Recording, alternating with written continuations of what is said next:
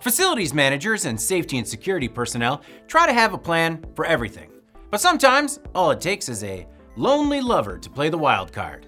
Last week, a woman in Maine called in a pair of bomb threats that threatened operations at Puritan Medical Products.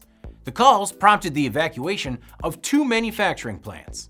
When asked why she did it, authorities said it was to spend more time with her boyfriend, a Puritan employee. She made the first phone call to Maine State Police around 9 a.m. on Thursday, stating she was going to plant a bomb at a Puritan manufacturing facility in Pittsfield.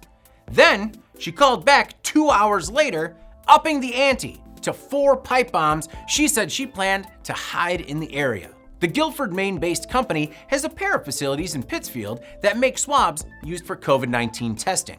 33-year-old Kayla Blake was arrested and charged with terrorizing, a felony. The calls disrupted manufacturing operations for an entire day, according to the Morning Sentinel. About 400 workers on first and second shifts were sent home or asked not to report to work that day. The entire town has a population of a little over 4,000.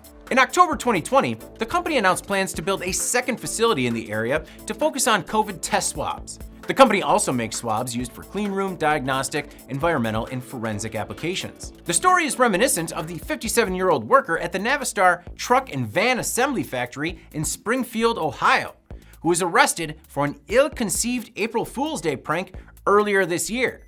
In that case, it was the employee who told her sister that an active shooter was at the plant. It didn't end well for the worker. Even if Blake's boyfriend happens to be the most understanding partner in history, it's hard to imagine that she'll be spending time with him anytime soon, unless he helps spring for that $1,500 bail.